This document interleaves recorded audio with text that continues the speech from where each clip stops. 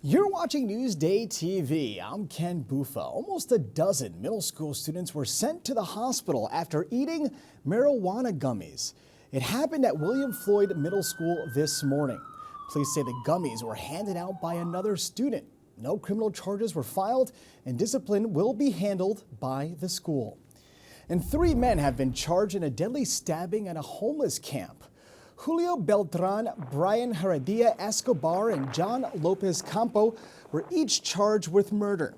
Court papers say Juanito Guadalupe Saravia de Vientes was stabbed and strangled. The 39-year-old was found in the woods between Carlton Avenue and Church Street in Central Islip last month. And a Hempstead teen has been charged in a deadly shooting. As he's turning on that side of the street, the subject pulled up in his car and then immediately right by his door, opened the door, took a shot, hit him right in the chest. Police say 18-year-old Jeremiah Ferrofino Rodriguez knew the victim and that there was some friction between them. 19-year-old Jefferson Mancia Fernandez was helping his mother move when he was shot. It happened on Saturday. And Long Island Community Hospital has officially been renamed.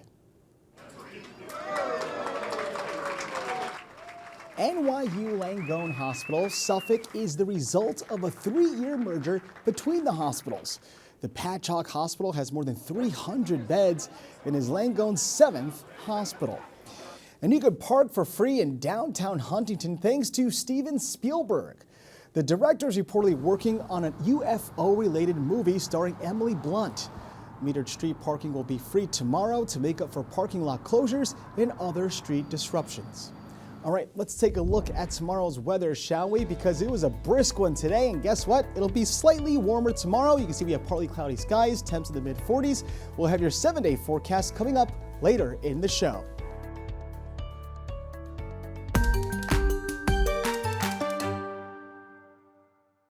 After 2 years, you may think you know the Long Island Railroad's newest Manhattan terminal inside and out.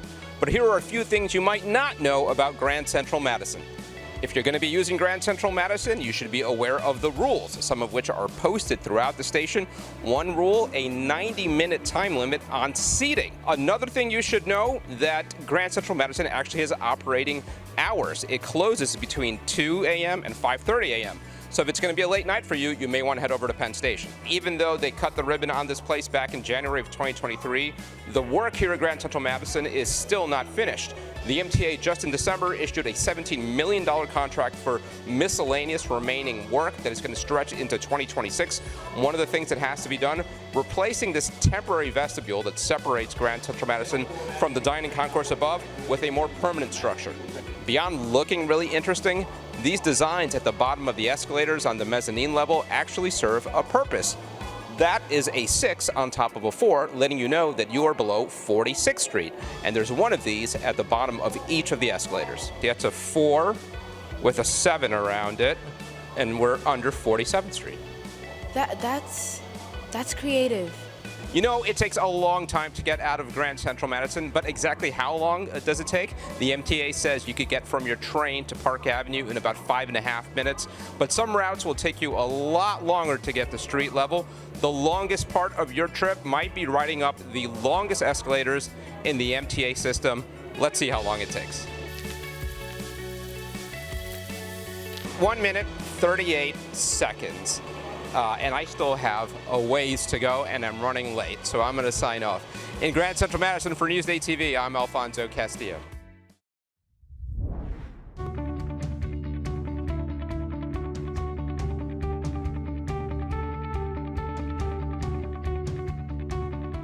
Newsday Sports is brought to you by Sun Nation Energy, helping Long Islanders save on their energy bills for over 20 years.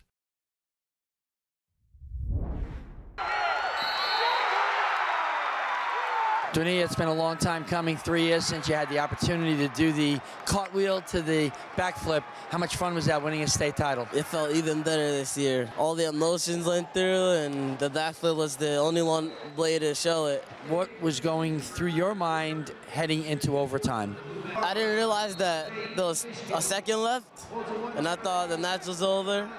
But after I realized, I told myself that even though it's tied up, I need to refocus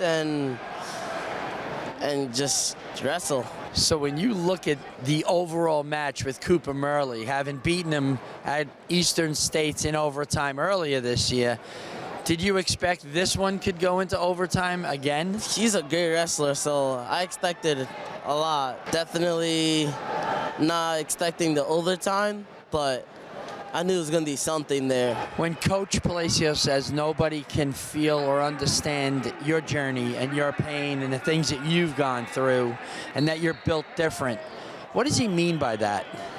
He's just saying that I deserve this more than anybody, considering how much I've been through, and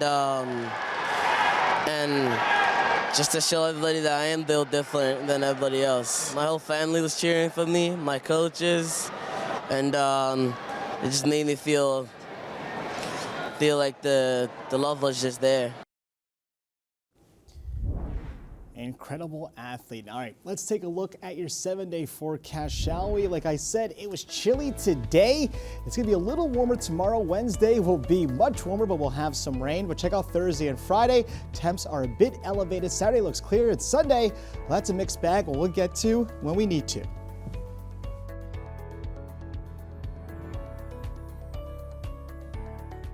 Long Island weather is brought to you by PTRC. You're watching Newsday TV. For more on all the stories you've seen here today, head over to Newsday.com. I'm Ken Buffa. Thank you so much for joining us.